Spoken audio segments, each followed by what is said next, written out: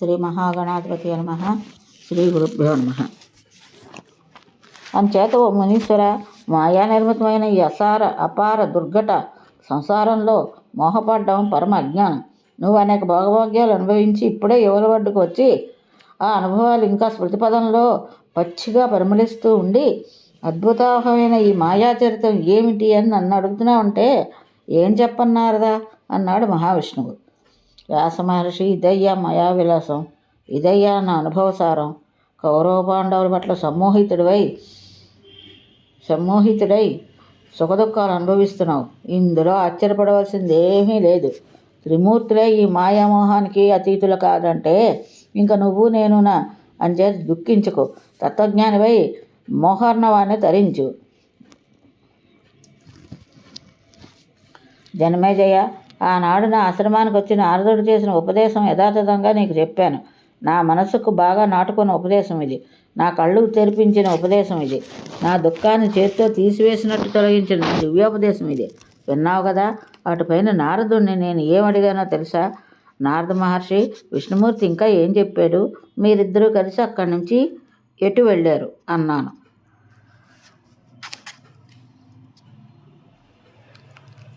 వ్యాస మహర్షి, గరుడుని అధిరోహించి వైకుంఠానికి ప్రయాణమై శ్రీహరి, నారద, నువ్వు ఎటైనా వెళ్ళాలనుకుంటే వెళ్ళు, లేదంటే నాతో వైకుంఠానికి రా. నేను వీడ్కోలు తీసుకుని బ్రహ్మలోకం చేరుకున్నాను. విష్ణుమూర్తి నన్ను ఆశీర్వదించి వైకుంఠం చేరుకున్నాడు. సుఖదుఖాలను నెమరు వేసుకుంటూ వెళ్ళి నేను మా తండ్రి గారి దర్శనం చేశాను. మునుపట్లాగానే నమస్కరించి సన్నిధిలో నిలబడ్డాను. కుమారా, ఎక్కడికి వెళ్ళావు? చింతాకుతుడివై కనిపిస్తున్నావేమిటి కారణం? మనసు బాగోలేనట్టుందే. ఎవరైనా వంచారా? అద్భుతమైనది ఏమైనా తిలకించావా? ఏంటి ఇలా ఉన్నావు? బాగా నలిగిపోయినట్టు కనిపిస్తున్నావని ఆతృతగా అడిగాడు మా తండ్రి, అంటే బ్రహ్మ. చెయ్యి పట్టుకుని ఒడిలో కూర్చోబెట్టుకున్నాడు. అవును తండ్రి, విష్ణుమూర్తి నన్ను వంచాడు. స్త్రీ రూపం పొంది శతాధిక సంవత్సరాలు సుఖాలు అనుభవించి కడపటికి పుత్ర వినాశ రూపమైన మహా దుఃఖాన్ని చూశాను. మళ్ళీ అతడే నా కళ్ళు తెరిపించాడు. మృదువాక్యామృతాలతో దివ్యోపదేశం చేశాడు. మళ్ళీ సరోవరంలో మునిగి నారదుడిని అయ్యాను.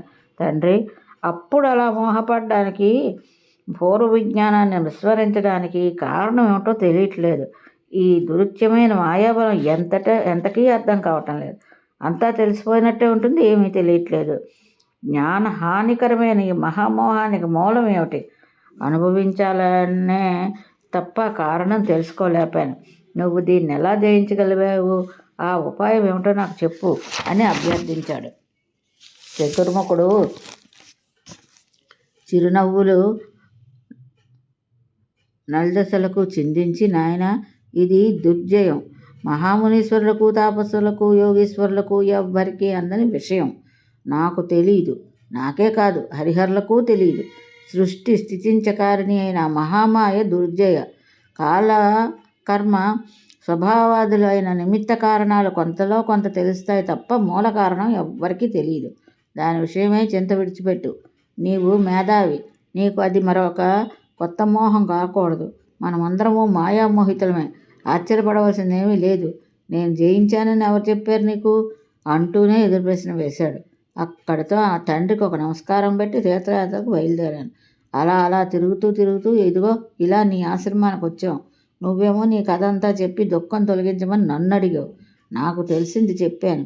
కౌరవ పాండవుల పట్ల మోహాన్ని విడిచిపెట్టి ఇక్కడే సుఖంగా కాలం గడుపు. చేసిన కర్మ చెడని పదార్థం. శుభమో అశుభమో అనుభవించక తప్పదు. ఈ ఒక్క మాట గుర్తుంచుకో. సుఖంగా జీవించు. జనమేజయ ఇలా ఉపదేశించి నారదుడు వెళ్ళిపోయాడు. ఈ వాక్యాలను మననం చేస్తూ ఆశ్రమంలో ఒంటరిగా మిగిలిపోయాను. అంటే ఇది వ్యాసుడు అన్నమాట. ఏదో కాలక్షేపం కోసం ఈ భాగవతం రచించాను. ఇది సర్వ సంశయ వినాశకమైన ఉత్తమోత్తమ పురాణం. వేద ప్రామాణ్య సంస్కృతం, సందేహం లేదు.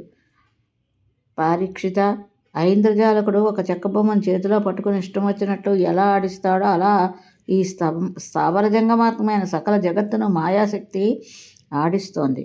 పంచేంద్రియాలను అధిష్టానం మనస్సు అయితే దాని కదలిక కారణం గుణత్రయ కారణ గుణాలు. కార్యాలలో ఉంటాయని వేరే చెప్పవసరం లేదు కదా. మాయాపరికల్పితాలైనటువంటి గుణాలు భిన్న భిన్న స్వభావాలకి కారణాలు. శాంతుడు, ఘోరుడు, మూఢుడు వీటితోనే ఏర్పడుతున్నారు.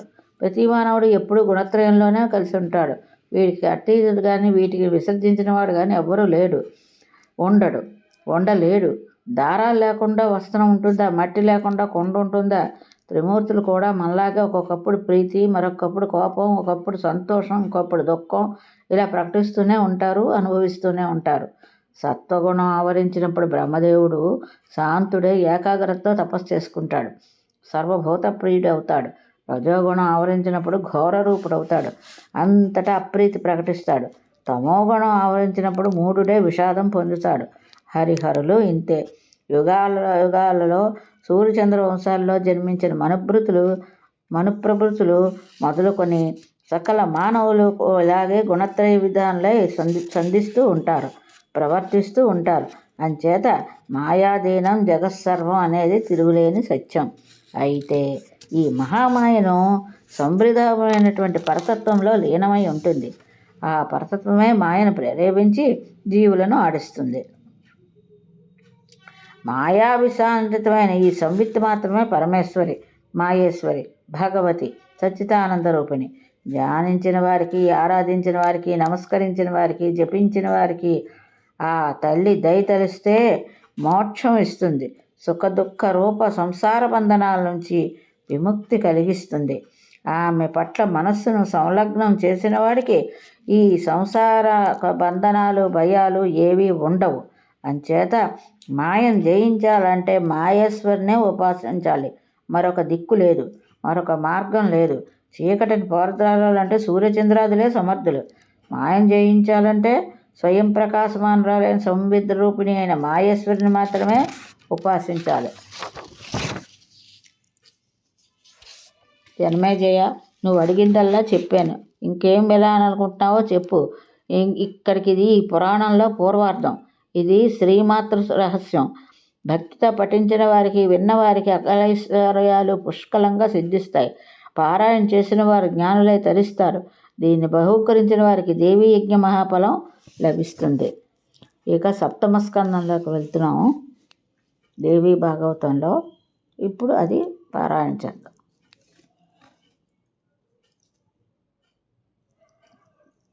సౌనకాది మహాములారా, మా గురువుగారు వ్యాసమహర్షి తనకు నారదుడికి జరిగిన సంభాషణ రూపంగా మాయాశక్తిని, మాయాస్వరూపిణి వివరించి చెప్తే శ్రద్ధగా ఆలకించిన జన్మేజయుడు మరికొన్ని విశేషాలు అడిగి తెలుసుకున్నాడు. అవి కూడా మీకు తెలియచెప్తాను, వినండి అంటూ సూతుడు మళ్ళీ కథను ప్రారంభించాడు. సూర్యచంద్ర వంశాల్లో ఎందరెందరో మహామానులు జన్మించారని, వాళ్ళందరికీ దేవీ భక్త పరాయణులై తరించారని విన్నాను. ఈ 2 వంశాల చరిత్రలు సవిస్తారంగా తెలుసుకోవాలనుంది. దయచేసి వివరించమని జనమేజయుడు కోరాడు. వ్యాసుడు అలాగైనా ఉపక్రమించాడు. జనమేజయ, విష్ణుమూర్తికి నావికమలం నుంచి బ్రహ్మదేవుడు ఆవిర్భవించాడు. గొప్ప తపస్సు చేసి మహాదేవుని ఉపాసించి వరాలు పొంది జగత్తును సృష్టించడానికి ఉద్యుక్తుడయ్యాడు. అన్నింటినీ సృష్టించాడు, కానీ మానవుని సృష్టి చేయడానికి మాత్రం అతడికి శక్తి చాలింది కాదు. ఎంతగానో ఆలోచించాడు. ఒక ఉపాయం తట్టింది. అశేష ప్రజానీకానికి ఒక్కసారిగా సృష్టించలేను కనుక శక్తి మేరకు కొందరినే సృష్టిద్దామనుకున్నాడు. 7గురిని మానసపుత్రులుగా ఆవిర్భవించాడు. ససర్జ మానసాన్ పుత్రాన్ సప్తసంఖ్యాన్ ప్రజాపతి. మరీచి, అంగీరసుడు, అత్రి, వశిష్ఠుడు, పులహుడు, క్రతుడు, పులస్తుడు అని వాళ్ళ పేర్లు. వీరు కాక రోష సముద్భవులైన రుద్రుడు, ఒడి నుంచి పుట్టిన నారదుడు, బొటకనవేలు నుంచి దక్షుడు బ్రహ్మదేవుని కుమారులే. సనక సనందాదులు మరికొందరు మానసపుత్రులు ఉన్నారు. వీళ్ళందరూ పురుషులే కాక ఎడమ బొటకనవేలు నుంచి ఒక స్త్రీ ఆవిర్భవించింది. ఆవిడే దక్షపత్ని, సర్వాంగ సుందరి. ఈవిడి పేరు వీరణి. అసిక్రీతి అని కూడా మరొక పేరు. వీరణి దక్షులకు నారదుడు జన్మించాడు, దేవర్షి అయ్యాడు. వ్యాసమహర్షి, ఇది చాలా విచిత్రంగా ఉంది.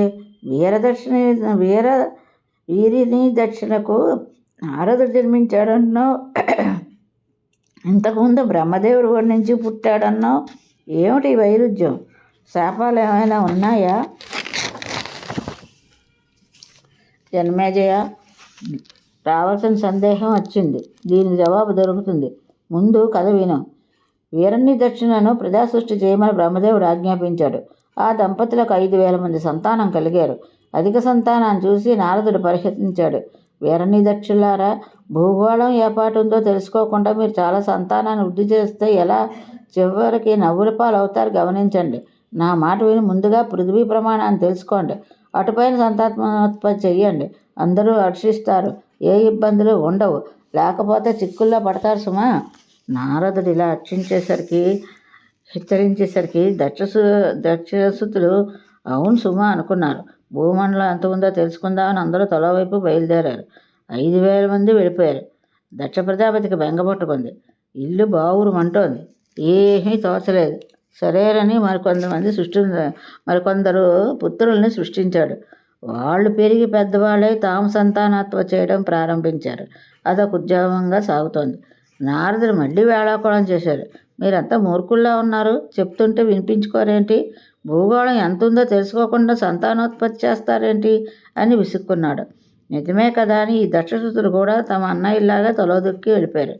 ఈసారి దక్షుడు పుత్ర విరహం కోపంగా పరిణమించింది. నారదుడిని శపించాడు. నా పుత్రులు నాశనం చేసావు కనుక నువ్వు నాశనం అయిపో. దుర్బుద్ధితో ఇంతటి పాపకార్యం చేసావు కనుక గర్భవాస దుఃఖాన్ని అనుభవించు.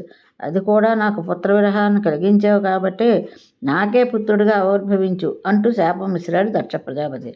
బ్రహ్మదేవుడు ఉత్సంగం నుంచి అయోనిర్దుడే ఆవిర్భించిన నారదుడు ఈ శాప కారణంగా గర్భవాస క్లేశాన్ని అనిపించి వీరణి దక్ష ప్రజాపతులకు తనయుడిగా జన్మించాడు. అటుపైన దక్షుడు పరమ దక్షుడై 60 మంది ఆడపిల్లలకు తండ్రి అయ్యాడు. వీరణీదేవి తన స్త్రీ సంతానాన్ని చూసి మురిసిపోయింది. అందరూ పెరిగి పెద్దవాళ్ళు అయ్యారు. వీరిలో 13 మందిని కశ్యపుడికిచ్చి వివాహం చేశాడు. 10 మందిని ధర్ముడికి, 27 మంది చంద్రుడికి, 2 భృగువుకి, 4 అరిష్టనేమికి, 2 అంగీరసుడికి ఇచ్చి వేదోక్తంగా పరిణయోత్సవాలు జరిపించాడు. కొన్నాళ్ళకి యుక్త వయసులై చివరి 2 కూతుళ్ళే అంగీరసుకే ఇచ్చి పాణిగ్రహం జరిపించేశాడు. వీళ్ళంతా పౌత్ర వ్రతులు అయ్యారు. ఆ సంతానము మహాబలవంతులుగా పరస్పర విరోధులు, దేవదానవులు. రాగద్వేషాలకు పెట్టింది పేరు. మోహవృతులై నిరంతరము కలహించుకున్న సోదరులు వీరు. జనమేజయ, నువ్వు అడిగిన సూర్యచంద్రవంశాల చరిత్ర ఇక నుంచి ప్రారంభమవుతుంది. శ్రద్ధగా విను. వినడానికి ఇంపుగా ఉంటుంది. ధర్మజ్ఞానాన్ని కలిగిస్తుంది. తెలుసుకోదగిన విశేషాలు ఎన్నో అందుతాయి. తీర్థయాత్రలు చేస్తూ ఒకప్పుడు నా ఆశ్రమానికి వచ్చిన నారద మహర్షి అనుగ్రహించి చెప్పగా విన్న పావన చరిత్ర ఇది. ఇప్పుడు సూర్యవంశం గురించి చెప్తున్నాం. దేవతలు, దానవులు ఆవిర్భవించారన్నాను కదా. ఆ దేవతల్లో సుప్రసిద్ధుడు సూర్యుడు. అతడికి వివస్వంతుడు అని పేరు. అతని కుమారుడే వైవస్వతమనువు. ఇతని కొడుకు ఇక్ష్వాకుడు. సూర్యవంశ వివర్ధుడు ఇతడే. ఇక్ష్వాకుడి తర్వాత వైవస్వతమనువుకి మరో 9 మంది పుత్రులు ఆవిర్భవించారు. నాభాగుడు, దృష్టుడు, శర్యాతి, నరిష్యవంతుడు, ప్రాంసుడు, నృగుడు, దిష్టుడు, కరుషుడు, పృషద్రుడు అని వారి పేర్లు. పెద్ద కొడుకైన ఇక్ష్వాకుడికి 100 మంది పుత్రులు కలిగారు. వారిలో జ్యేష్ఠుడు వికుక్షి. మిగతా 90 ఇక్ష్వాకు సోదరుల గురించి సంగ్రహంగా చెప్తాను. నాభాగుడికి అంబరీషుడు జన్మించాడు. ఇతడు ధర్మజ్ఞుడు, సత్యసంధుడు, మహావీరుడు, ప్రజాపాలన తత్పరుడు. దృష్టుడి కొడుకు దార్శికుడు. ఇతడు క్షాత్రధర్మం కన్నా బ్రాహ్మణ ధర్మం ఎక్కువ. యుద్ధాలంటే భయం. నిరంతరము తపస్సు చేసుకుంటాడు. శర్యాతి కొడుకు అనర్థుడు. సుకన్య అనే కూతురు కూడా జన్మించింది. రూపలావణ్యవతి చవనుడనే రాజుకి అంధుడైన ఆ సుందరినిచ్చి వివాహం చేశాడు. శర్యాతి సుకన్యా చవనులకు గుణశీల సంపన్నుడైన వివాహం చేశాడు. శర్యాతి సుకన్యా చవనులకు గుణశీల సంపన్నుడైన కొడుకు పుట్టాడు. అతని పేరు సులోచనుడు. సూర్యపుత్రులైన అశ్వినులతో అన్నింటా సాటి వచ్చిన వాడని విన్నాను. వ్యాస మహర్షి, ఇక్కడ నాదొక సందేహం. సుకన్య చాలా అందగత్తె అంటున్నావు కదా, మరి ఆ సుందరమైన అందుడికి ఇచ్చి వివాహం చేయడం ఏమిటి? పాపం రూపం లేకపోతే, గుణం మంచిది కాకపోతే ఏదో చేశారంటే అర్థం ఉంది. అసలు ఈ వివాహానికి ఆ అమ్మాయి ఎలా ఒప్పుకుంది అని జనమేజయుడు అడ్డు తగిలాడు. వ్యాసుడు చిన్నగా నవ్వి వివరాలు చెప్పారు. జనమేజయ, నీ సందేహం సమంజసమే. శర్యాతికి 400 మంది భార్యలున్నారు. అందరూ అందగత్తెలే, రాజపుత్రికలే. వారందరికీ ఒకే ఒక గారాల కూతురు ఈ సుకన్య. ఒక రోజున ఈ అమ్మాయి రాజధానికి చేరువలో ఉన్న ఒక సరోవరానికి వెళ్ళింది. అది మానస సరోవరానికి అన్నింటికీ సాటి వచ్చే సరోవరం. రేవులోకి దిగేందుకు వీలుగా మెట్లున్నాయి. స్వచ్ఛమైన నీళ్లు, నీటి పక్షుల కులకూజితాలు, రకరకాల కమలాలు, తుమ్మెదలు, 4 వైపులా గట్టు మీద ఎత్తుగా ఒత్తుగా పెరిగిన చెట్లు, వాటిని అల్లుకొని పుష్పించిన లతలు, సుఖపికాలాసాలు. ఆ చెట్ల మధ్య ఒక శుభప్రదేశంలో భార్గవుడైన చవనుడు తపస్సు చేసుకుంటున్నాడు. పరమశాంతుడు. విజన ప్రదేశం కదా అని అక్కడికి చేరి తపోదీక్ష స్వీకరించాడు. ఇంద్రియాలను నిగ్రహించుకుని నిరాహారుడే మంచినీళ్ళైనా ముట్టుకోకుండా కూర్చున్న చోటు నుంచి కదలకుండా మహాదేవిని ఉపాసిస్తున్నాడు. అతని చుట్టూ తీగలు, లతలు పెరిగి పొట్ట ఏర్పడిపోయింది. పిపీలికాలు చేరాయి. అందులో ఒక మహర్షి తపస్సు చేసుకుంటున్నాడన్న విషయం ఎవరికీ తెలియదు. పైకి కనిపించడు. అంతా ఒక మట్టి పుట్ట. ఆ ప్రాంతానికి వెళ్ళింది సుకన్య. శర్యాతి తన భార్యలతో కలిసి సరోవరంలో జలక్రీడలు ఆడుతున్నాడు. సుకన్యేమో తన చిలకత్తెలతో వనవిహారం చేస్తోంది. ఆ పువ్వులు, ఈ కాయలు తెంపుతూ అంతా కోలాహలంగా ఆడుతూ పాడుతూ తిరుగుతున్నారు. వారి అందరి సవ్వడి అడవిలో సుకుమారంగా మోగుతున్నాయి. సుకన్య రవ్వంత అలసిపోయి పుట్ట దగ్గర చితికిలి పడింది. దాని రంధ్రాల్లోకి చూపులు నిగుడించింది. లోపలేవో 2 మెరుగుడు పురుగులు కనిపిస్తున్నట్టు అనిపించింది. ఏమిటో తెలుసుకోవాలని ఒకటి సన్నని పుల్లను తీసుకొని పొడవపోయింది. అందులో ఉన్న చవనుడు సుకన్యడు చూశాడు. రతీదేవిలా కనిపించింది. ఎండిపోయిన గొంతు పగల్చుకొని, కళ్యాణి, ఏమిటిది? విశాలాక్షి, దూరం జరుగు. చంద్రవదన, నేను తపస్విని కృశోదరి. ఈ పుట్టను నాశనం చెయ్యకు అని సన్నగా హెచ్చరించాడు. అయినా సుకన్య ఆగలేదు. ఇదేదో వింత తెలుసుకుందామని చాపల్యం కొద్దీ రంధ్రాల్లో పోడ్చేసింది. చవనుడు కళ్ళు పోయాయి. ఏం జరిగిందో తెలుసుకోలేని సుకన్య తన చిలకత్తెలతో మళ్ళీ ఆటల్లో పడింది. లోపల ఏదో శంకగా ఉన్న క్రీడల్లో మునిగిపోయింది. కళ్ళుపాయన బాధ తట్టుకోలేక చవనుడు క్రుద్ధుడయ్యాడు. ఆ క్షణంలోనే రాజశేఖరులను, పరివారాలను, గజస్వాలను సక్రనూత్ర నిర్బంధం అయిపోయింది. శర్యాతికి అవి బంధించాయి. భరించలేని ఇబ్బంది. అలాగే రాజధాని చేరుకున్నాడు. ఏం జరిగింది? ఎవరికి ఎవరు ఏం అపకారం చేశారు? సైనికులు పిలిచి ఆరా తీశాడు. వాళ్ళు చెప్పారు, సరోవరానికి దగ్గరలో చవనుడు తపస్సు చేసుకుంటున్నాడు. బహుశా మన వాళ్ళ ఎవరో అతన్ని అపకారం చేయడమో అవహేళన చేయడమో జరిగింది. ఆ తపస్సు కోపించి మనందరికీ మలమూత్ర బంధనం చేసి ఉంటాడు అని. శర్యాతి ఇంకా విచారాన్ని కొనసాగిస్తున్నాడు. అందరూ మాకు తెలియదంటే మాకు తెలియదు అన్నారు. సైనికులు, రాజుగారి గజాశ్వాలు చక్రసూత్రాలు అవటం లేదు.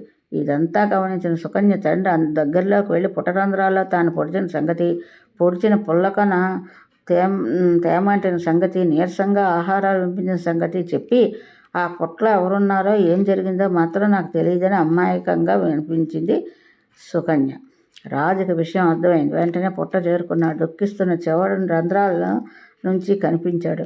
మెల్లగా వల్మీకాన్ని పగులగొట్టించాడు శర్యాతి. సాష్టాంగపడ్డాడు. వినయంగా నమస్కరించి నిలిచి స్తుతించాడు. అజ్ఞానం వల్ల మా అమ్మాయి నీకు తీరని అపకారం చేసింది. క్షమించు. మహామునీశ్వరులకు క్రోధం ఉండకూడదని విన్నాను. అమాయకురాలు, చిన్నపిల్ల. మా సుకన్యను క్షమించని ప్రాధాయపడ్డాడు. రాజా, నేను ఇంతవరకు ఎప్పుడూ ఎవరి మీద దేనికి కోప్పడలేదు. ఇప్పుడు కూడా మిమ్మల్ని నేనేమీ శపించలేదు. ఏ పాపమో ఎరిగిన నా కళ్ళు పొడిచిన పాపం బహుశా నిన్ను నీ వాళ్ళను పట్టి పీడిస్తోంది. దేవీ భక్తులకు అపరాధం చేస్తే ఇంతే. హరిహరాదులైనా సరే దుఃఖాలు పాలు కావాల్సిందే, శాస్తి అనుభవించవలసిందే. ఇప్పుడు నేనేం చేయను? ఎలా జీవించాలి? అసలే వృద్ధుణ్ణి, అందులో అంధుణ్ణి. నాకు సేవలు ఎవరు చేస్తారు? ఎలా బతకను? మహర్షి, సేవలకు కావలసిన మంది నేనే నియమిస్తాను. భక్తి తాత్పర్యాలతో అహర్నిశలు నీకు సేవలు చేస్తారు. తపస్సులు అల్పక్రోధులు అన్నారు. ఇంతటితో మమ్మల్ని క్షమించమని మరొక్కసారి అడుగుతున్నాను. మహారాజా, గుడ్డివాడైపోయాను. ఇది నిర్జనారణ్యం. ఎలా తపస్సు చేసుకోగలను? నువ్వు సేవకులు నియమిస్తావు సరే, వాళ్ళు శ్రద్ధగా సేవించొద్దు. వాళ్ళు నీ వాళ్ళు. నన్ను ప్రేమగా చూసుకుంటారా? క్షమించమని నిజంగా నువ్వు అడుగుతున్నట్లయితే ఓ పని చెయ్యి. నీ కుమార్తెను నా సేవకు నియమించు. అది నాకు హాయిగా ఉంటుంది. నేను సంతృప్తి చెందితే నీకు నీ సైనికులు మూత్రబంధం తొలగిపోతుంది. ఆలోచించుకుని కన్యాదానం చేయి. ఇందులో తప్పు ఏమీ లేదు. నేను తపస్విని. చవనుడు చేసిన ఈ ప్రతిపాదన శర్యాతి గుండెల్లో ప్రకంపనలు పుట్టించింది. ఇస్తానని కానీ ఇవ్వనని కానీ చెప్పలేకపోయాడు. అంధుడు, వృద్ధుడు, కురూపి, పైగా తపస్వి. ఇతడికి దేవకన్య లాంటి మా అమ్మాయినిస్తే సుఖపడుతుందా? అమ్మాయి మాట సుఖం అలా ఉంచు, నేను సుఖంగా జీవించగలనా? నా అనారోగ్యం కుదుటపడటానికి కూతురు సుఖాలను త్యాగం చేయనా? ఎంత పనికిమాలిన వాడైనా చేస్తాడా? మంచి చెడులు తెలిసి నేను ఎలా చెయ్యను? ఇతడితో సంసారం ఎలా చేస్తుంది? ఏం సుఖపడుతుంది? యవ్వనంలో ఉన్న సుందరాంగి తన తాగిన భర్త కావాలని కోరుకుంటుందే తప్ప ఇలాంటి వృద్ధుణ్ణి, అంధుణ్ణి ఇష్టపడుతుందా? అనురూప భర్త దొరికినా ఆ వయసులో మన్మధుడిని తృప్తిపరచడం అసంభవం అంటారు. ఇంకా అలాంటి మగడితో సంసారం అయితే చెప్పాలా? రూపయౌవనమతమైన అహల్య తపస్సులేని గౌతముడికి భార్య అయింది. ఇంద్రుడితో వంచనకు గురి అయింది. భర్త శపించాడు. తన తప్పు తెలుసుకుంది. పశ్చాత్తాపం పొందింది. ఇలాంటి ధర్మ విపర్యాలు జరుగుతాయి. అననురూప వివాహాల వల్ల అందుచేత సుకన్య నీ చవనుడికి ఇవ్వను. మూతబందర బాధనే భరిస్తాను అని నిశ్చయానికి వచ్చి మౌనంగా సాలోచనగా నిష్కరించి ఇంటికి చేరుకున్నాడు. మంత్రులను సమావేశపరిచాడు. ఈ ధర్మ సంకట పరిస్థితుల్లో మీరంతా బాగా ఆలోచించి నాకు ఏదైనా మార్గం చూపించండి. ఏం చేయమంటారో చెప్పండి అని సలహా అడిగాడు. అందరూ ముక్తకంఠంగా ఒకే మాట చెప్పారు. ఒక కురూపి వృద్ధ తపస్సుకి ఇంతటి సుందరాంగి సుకన్యని ఇమ్మని ఎవరు మాత్రం ఎలా చెప్తారు అన్నాడు. శర్యాతి ఏ దారి దొరక్క మదన పడ్డాడు. సుకన్యకు ఈ సంగతి తెలిసింది. చిన్నగా నవ్వుకుంది. సరాసరి తండ్రిని చేరుకుంది. నాన్నగారు, ఇందులో మీరు ఇంతగా మొదలుపడిసింది దిగులు పడిసింది ఏమీ లేదు. నేను ఇప్పుడే వెళ్ళి ఆ మహర్షిని ఓదారుస్తాను, ప్రసన్నం చేసుకుంటాను, నన్ను నేనే సమర్పించుకుంటాను అంది. అమ్మా, ఏమిటిది? ఈ సాహసం? నువ్వు ఈ వృద్ధుడికి పరిచర్యలు చేస్తావా? అందున మా ఘోరారణ్యంలో ఒంటరిగా అతడు అసలే క్రోధండు, అంధుడు. ఇవన్నీ ఆలోచించావా? ఏ తండ్రి అయినా కన్న కూతుర్ని అందగాడికి, యువగాడికి, ధనవంతుడికి, విద్యావంతుడికి, గుణవంతుడికి ఇవ్వాలనుకుంటాడే కానీ ఇలాంటి కురూపికి, వృద్ధుడికి, తాపస్కి ఇవ్వాలనుకుంటాడా? కూతురు ఇష్టపడితే మాత్రం తాను ఒప్పుకుంటాడా? నువ్వెక్కడా? ఆ చవనుడెక్కడా? ఏ ఒక్క అంశంలోనూ అనురూపత లేదే. ఎలా అంగీకరించే తల్లి? ఇది అన్యాయం. అంతఃపుర సౌధాలతో నివసించిన కూతురికి అడవుల్లో పర్ణశాలలో నివాసం కల్పించిన. ఇంతకన్నా నేను నా సైనికుడు అనారోగ్యంతో ఇలా మరణించడమే మంచిది. ఏది జరగాలని రాసిపెట్టి ఉంటుందో అదే జరుగుతుంది. అంతే. నేను బెంబేలు పడిపోయి చూస్తూ నీకు అన్యాయం చెయ్యలేను. అమ్మా, నువ్వు స్థిరచిత్తంతో ఉండు. ఏ అంధుడికి నేను ఇవ్వను. ఈ రాజ్యం, ఈ దేహం ఉంటే ఉండని, పోతే పోని, బాధ లేదు. ఇది నా నిర్ణయం, ఇది నా నిశ్చయం. ఇది ఈరోజు భాగవతం. ఇంతటితో స్వస్తి.